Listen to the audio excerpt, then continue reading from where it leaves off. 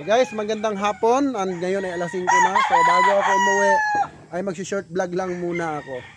So ipapakita ko sa inyo yung rare na Larry Romero sweater.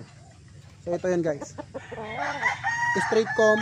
Ganito ang itsura ng sweater na Raptor ko. So bihira lumabas. Siguro mga sa 30 merong 5. Ayan po. Rare po yan at may babae po ito. Pwede nyo i-partner. So ang out natin pair na mga rare. Guys, murang-mura. Presyong abot kaya sa quality na napakaganda. Magsisimula ka lang guys. Ito. Ganda. Ganda na katawan. Bilog. High station siya. High station siya. Haba ng paa. Pencil fit. Off season ito guys. Off season. Isa po itong Raptor na rare. Tapos ang kagandahan sa kanya kasi meron siyang mga balat no sa paa. Ganda. Wow na wow.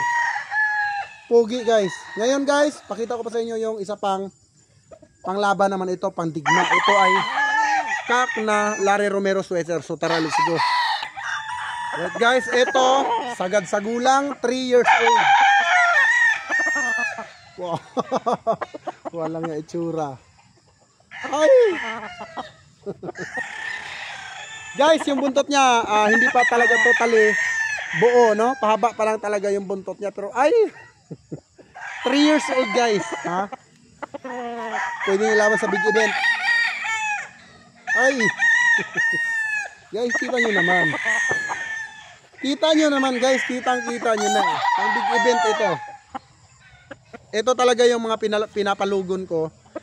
Tulad ngayon, yung mga late born ko, papalugunin ko para next year ay may kak ako. Ay. So ito na po yung pandigmaan nyo, pambawi, no? So ang price nito mataas lang ng konti sa price natin sa stag kasi syempre 3 years old guys. 3 years old at bihira ang makakita ngayon na 3 years old kasi nagkakaubusan ng kak kasi talagang puro laban, ganda ng premyo. So ito ay Larry Romero sweater, 3 years old, kakatapos lang maglugon. Kita mo naman, ay wow na wow. Ang tahid pa niya guys ay yung kaliwa niya itim.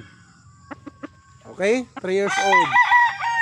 Guwapo, ganito ang itsura ng JTP pag nagkak. Huwag mo titigan. Yan, tinitig mo dyan kung kinuha mo na to. Tapos na ang laban eh. Baka maunahan ka pa. Ano pang hahanapin mo? 90% winning percentage. Super guwapo. Diba? Buong buo ang katawan, pinuso. So yan guys, available po ito at paunahan po ito, no? No reservation accepted. Dahil nakakapagod naman kasi magpa-reserve. At pangalawa, kaya hindi ako natanggap ng reservation. Nahihiya ako sa mga nagwo-walk-in na makikita yung manok dito na magustuhan nila, tapos gusto nila, tapos sasabihin natin na oy, sold na yan. So parang nakakahiya, no? Nakakahiya sa mga mag-walk-in kasi nag-import, tapos yung pala ay sold na yung manok. So pwede naman magpa-reserve, pero kailangan bayad na po, no? Hindi pwede yung magpa-reserve tapos hindi pa bayad. So pwede naman magpa-reserve pero bayad na kasi ito ililipat ito sa kabilang farm para hindi makita ng mga client ko dito. Lalong-lalo na yung mahilig mag-walk-in. Marami akong kliyente dito guys, mga magsasabong na pabalik-balik dito sa ating farm para kumuha lang ng panglaban. So ngayon guys, 3 years old. On the spot, kunin mo na. Huwag mo na patagalin. Meron ka naman dyan eh. Diba? Pinatagal mo pa, ganun din naman yun. Bukas na lang. Kung kinuha mo ngayon, tapos ang usapan. Diba? Tinitsura guys, oh. Pang model, ito yung picture cock eh. Ayan, oh. Oh, diba? Kita nyo naman, walang kabawas-bawas pakpak niyan. Alagang GTP yan. Okay? Mataas lang ng konti ito ng price sa stag. Dahil 3 years old guys naman. 3 years old kung inilagaan ito, okay? So pakita ko tayo isa pa. So guys, ito naman ang ating Boston Millionaire. LDT Boston Millionaire, itim ang tahid, puti ang paa. Okay, ganda oh. Guys, palapit na yung cock season. Ano pang inaantay mo? Kaya sa maunahan ka pa, tirahin mo na ito. Okay? No reservation accepted. Depende na lang yan kung babayaran, ano? Kasi pagka binayaran ito, tapos pina-reserve, ililipat ito sa kabilang farm. Kasi ayoko makita dito ng mga kliyente ko na, uy, ba't ganon? Ba't, diba, andito ako, tapos binigay mo sa kanya. So, siyempre, ganon tayo. Yan guys, 3 years old, Boston Millionaire. LDT.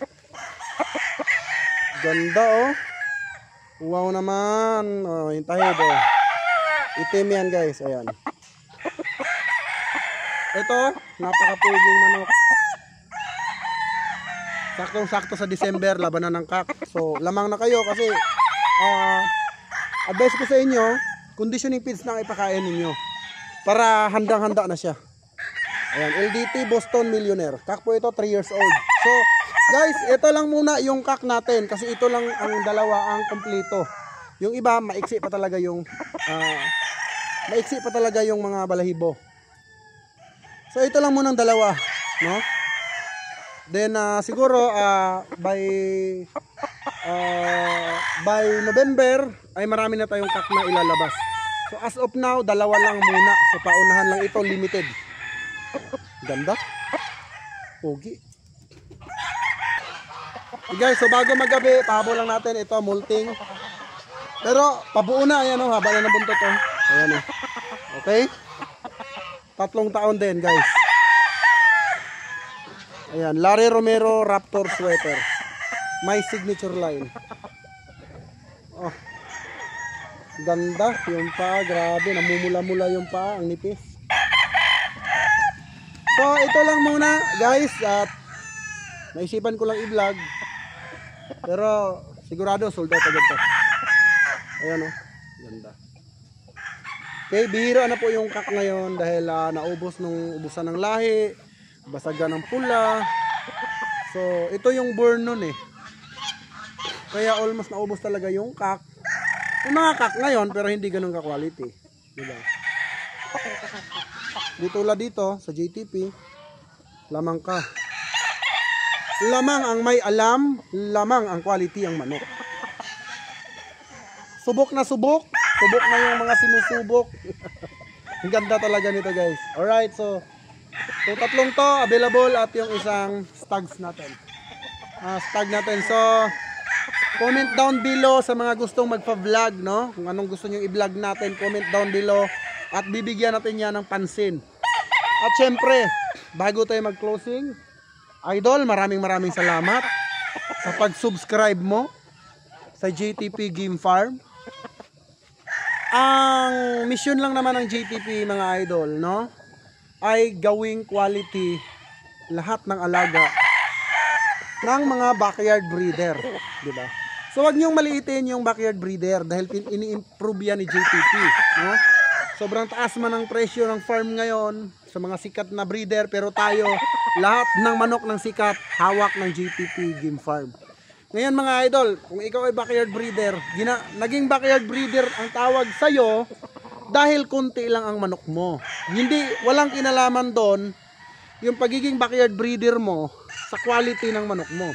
Kaya katinawag na backyard kasi konti lang yung alaga mong manok. Bilang lang. Pero pagdating sa quality, walang kinalaman yung pagiging backyard breeder. Okay?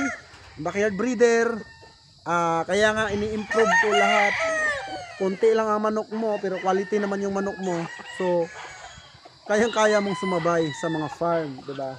Tanggalin na natin yung tradisyon natin sa paniniwala na sinyalado, mananalo. Wala na po yan mga idol. Sa panahon ngayon, pagalingan, pagandahan ng manok. Pa-quality-yan, pataasan ng winning line. So ako, bago ako nag-out ng mga ganitong bloodline Raptor, ito po ay sinubukan ko muna. Mahilig ako maglaban, ang dami kong mga laban na ginawa bago ko binenta itong sweater na ito, mga Larry Romero sweater. Kaya naging baseline ito. So ayun mga idol kahit backyard breeder ka, mas magandang backyard breeder ka. Kunti lang inaalagaan mo pero magaganda ang manok mo, lamang ka pa rin. Bakit? Dahil tutok ka, di ba? At syempre, pagka maganda ang manok mo, pwede kang tulungan ito, pwede kang makabenta, di ba? Huwag ka lang magpapaburaot sa mga buraot. Kasi bibili at bibili yan pag nagandahan ng manok mo. So, huwag mo lang i-alok yung mga manok mo, mga idol, no? Huwag mo i-alok, kaya ano lang, i-flex mo lang. Meron at merong makaka-appreciate ng manok mo. Kapag na-appreciate niya yan, hindi ka niyan tatawaran. So yun lang mga idol, paggabi na. God bless you all and mabuhay ang bayang sa Bungero.